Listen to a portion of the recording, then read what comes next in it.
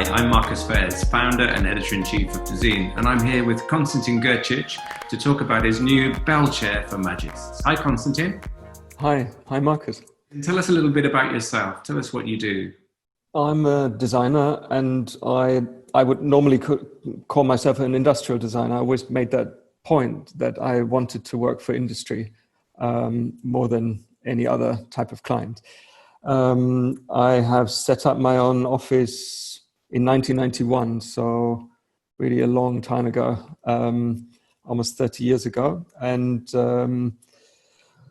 I work a lot in the furniture industry. Tell us a little bit about Magis as well. What is Magis and where does it come from? Well, Magis is a typical Italian furniture producer. Typical in that it's a family-run business. When I was a student in London at the Royal College of Art, I went to, I think it was the furniture fair in Olympia, and I picked up a brochure from a company called Magis without any kind of ideas about this company to become a future client. But I picked it up because of some products that they showed which intrigued me, and those were very early projects. I'm talking about probably 1989, 1990. And Magis at the time worked with, for example, a French designer called Marc Berthier, who designed beautiful, simple furniture made in wood and steel.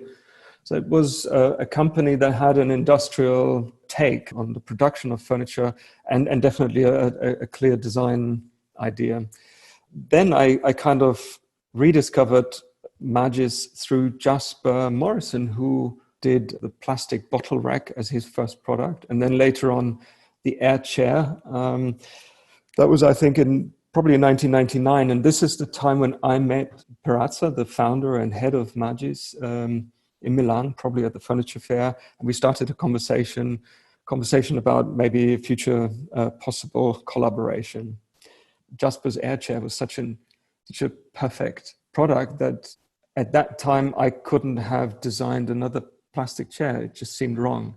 And it took probably a year from there of discussions until a phone call. Pirazza called me and said, why don't we do a chair not in plastic, but in die-cast aluminium?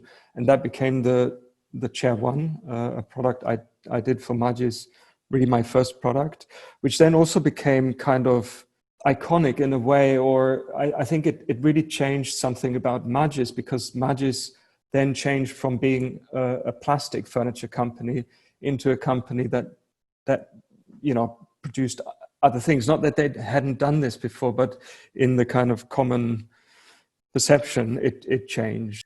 So let's move on to talking about the bell chair, which is your new product for Magis. So when Magis first approached you and said, Konstantin, we'd like you to do a very, very cheap monoblock plastic chair, what was your reaction?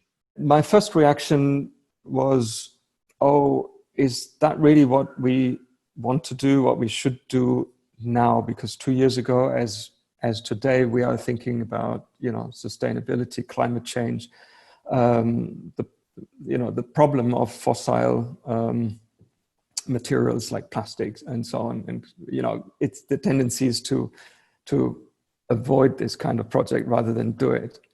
But I think one lesson I've learned over so many years is that Pirazza, he's always got some kind of, he's got an instinct for projects that are interesting. And also I thought, if the goal is really to design a monoblock plastic chair, but the most economical one, the one where we use the least material, the least energy. As a designer, I had to kind of address this best-selling typology of a chair, the monoblock chair, kind of taking it to another level, creating some kind of advance in this project. And the monoblock chair, the typical one, I think since the 70s, went in two directions. One was making it cheaper and cheaper and cheaper, and all the iterations that we know, more decorative and so on. The other direction was becoming the kind of design products, design icons, like the Philippe Starck chairs, like then Jasper Morrison's air chair with extra technology. And I think our chair tried to tap into the middle of it, into that kind of, that middle that was, nobody took care of, the chair that wasn't becoming cheaper and cheaper, but a chair also that wasn't about making a design statement. It was, the chair that is more objective, where we are working closely with the engineers to make it a kind of very a rational, intelligent project. And what was the brief for the bell chair? Was there a price point you had to achieve? Was there a weight or a volume or a stackability? What were the parameters you were given that you had to achieve? The parameters were quite simple. The parameters were a monoblock plastic chair in injection molding in polypropylene. The price point we considered at the start of the project were around 60 euros. Kind of in order to achieve that, we knew that we could only use a certain amount of material that also creates the chair of a certain weight.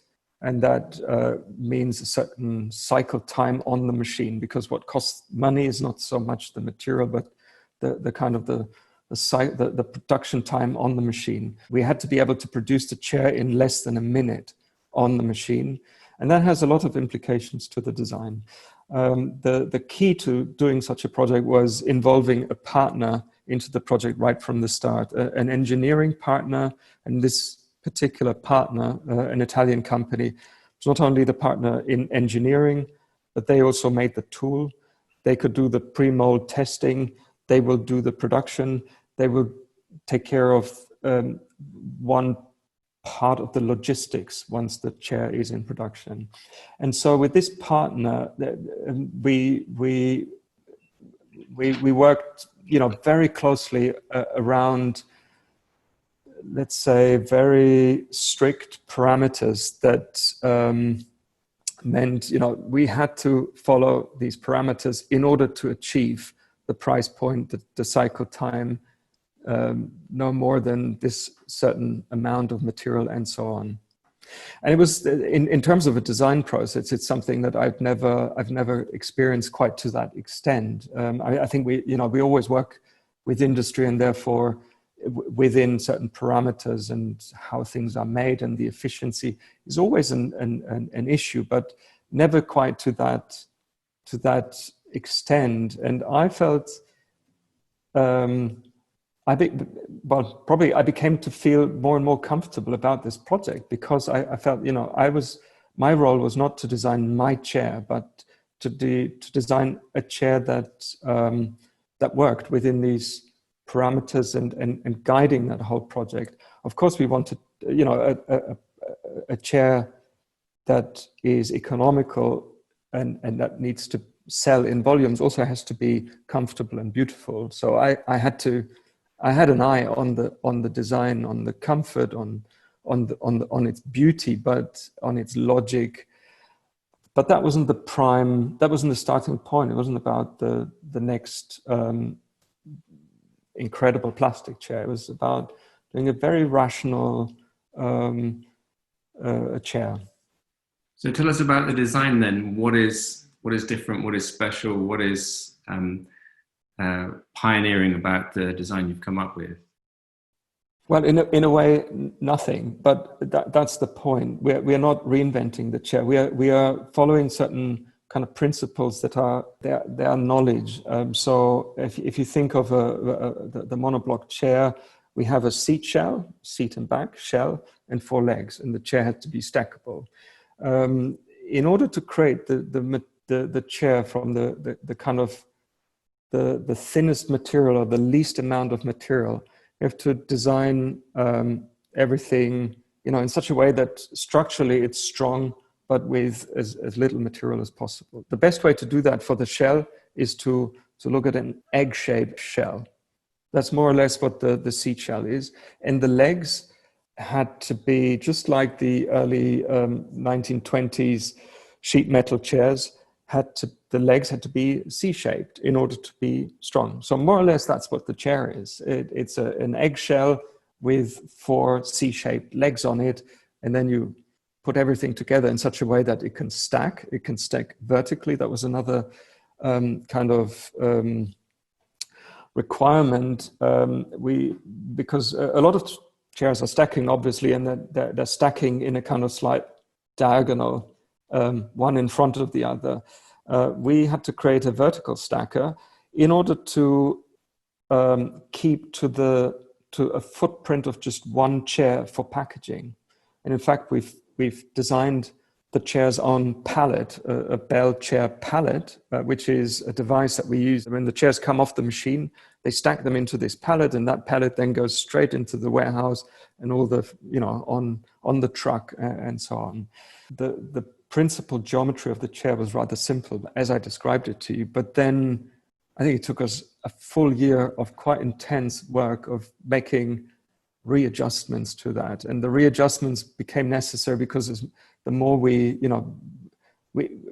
having the chair and being able to make mold flow analysis on the computer, structural analysis, we learned more and more about the chair, and that informed the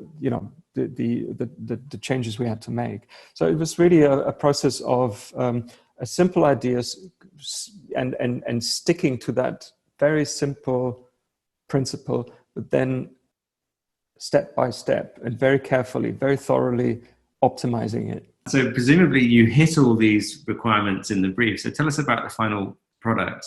How much does it cost? How much does it weigh? How long does it take to manufacture each one? The chair costs 70 euros. It weighs 2.7 kilos. That's considerably less than a normal chair. A normal chair is 4 kilos and more. So we are, let's say just over half of the weight of a normal chair. And when you pick up that chair, it's quite incredible. It feels very light, but not too light. It's quite sophisticated. So not lightweight, cheap, or too light that it could become dangerous. It falls over or gets blown away. It just seems to be right. 2.7 kilos. It is produced in a cycle time of less than a minute. It is sold in stacks of 12 that we can put on the pallet. We can even you can stack 24 in a tower, but the transportation stack is 12 chairs. It's produced in just 3 colors, and we want to keep it that way. That's also part of the whole calculation. Each color is produced in a minimum lot of 2,000. That's how you keep the machine running and create an efficiency and so on. And a very important point, which we haven't really spoken about, the material we're using is not just plastic, polypropylene. It's a recycled polypropylene. And this recycled material is not a post-consumer material, so it's not a shredded from products, but it's material that is industrial waste that is produced exactly in these injection molding companies, where that you always have a waste material which normally gets shredded. The producer of this material turns it into a new recycled material. It's a polypropylene material. We do need fiberglass reinforcement. It's impossible, quite impossible not to have that, but we're keeping that at a minimum. And we have a chair that is made of waste, but it's also fully recyclable. So obviously this material can also be recycled at the end of its life, but its life is designed to be long. So we are not designing a chair that is disposable within years. It has the same lifespan as a virgin plastic, more or less. And is the chair designed for a particular use? Is it an outdoor chair? Is it an indoor chair? Or is it a chair that people can use however they want? Because monoblock chairs are famous for cropping up everywhere, aren't they? In boats and in gardens, on beaches. They're kind of very versatile. Yeah, these kind of chairs are very versatile, and these chairs are about high volume production. And if you want to have the chair sold in lots, it has to be versatile, and then means certainly, a plastic chair can be used outdoors, and the examples you mentioned are outdoors. Clearly, a plastic chair can be used that way. The tricky part is making it work indoors as well, giving it a kind of a language and an expression that doesn't say I'm a garden chair or I'm a cafe chair, a street cafe chair. So that was one of the challenges, I think, for me in the design process. Tweaking the design in such a way that I think now it's a chair that if you see it, it doesn't even say I'm a plastic chair. It's a chair of a certain geometry and shape, and it's very comfortable. And I think it can fit very well in indoor, in situations indoors, even office, your kitchen table, waiting areas, but also outdoors, obviously. One of your most recent projects with Magis was a cast iron chair. You were talking about the weight of the bell chair. So you've really gone from the extreme of weight to the extreme of lightness. Yes, and Magis is always that kind of company for me that allows me to do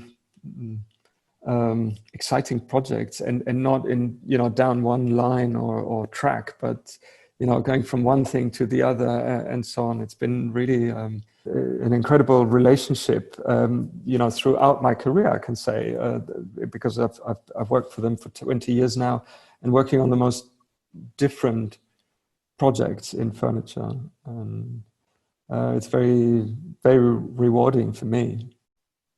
Well, it's been great talking to you again, Konstantin, and best of luck with the launch of the bell chair. Yeah, thanks. Thank you very much. Thanks for the conversation.